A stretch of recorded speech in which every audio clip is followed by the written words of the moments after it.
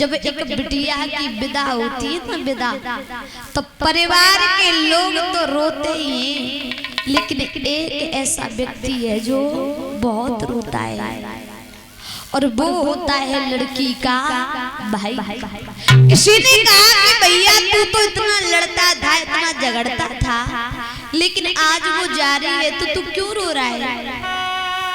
उस भैया ने कहा कि भाई मैं लड़ता जरूर था, झगड़ता जरूर था, लेकिन आज तो मेरे घर से गई है ना, तो उसके जाने का एहसास आज हमें पता लगा है। एक बहन का प्रेम क्या होता है ये भाई से ज्यादा कोई नहीं जान सकता।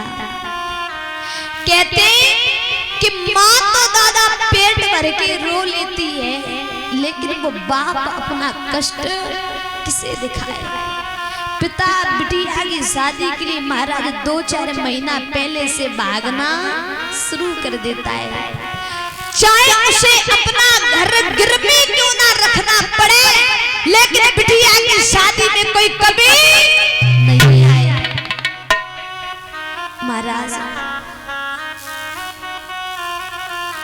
पिता बिटिया की कन्यादान करने के बाद एक कोने में गिर पड़ता है और कहता है कि हमसे 4-5 दिन तक बात मत करना, और कहता है कि आज मैंने गंगा नहा लिया। और एक बाप से ज्यादा बिटिया को प्रेम कोई नहीं कर सकता।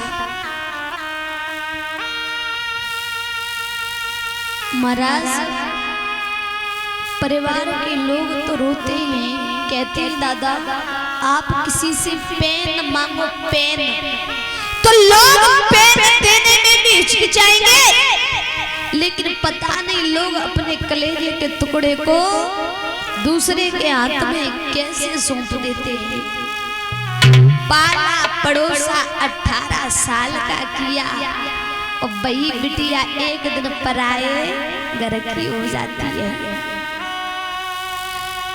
एक लड़की की माँ बचपन में खत्म हो जाती है, पिता दूसरा विवाह कर लेता है, बिटिया की चौथी चलाने भी नहीं गया, तो लड़की ने महाराज अपनी अंगुली काटी और अपने बाप को एक खत लिखती है, रोए के बोली अरे पिताजी क्या मैं तुम पर इतनी बड़ी बोझ थी जो आपने मेरी खबर भी ना ली। रोए की बोली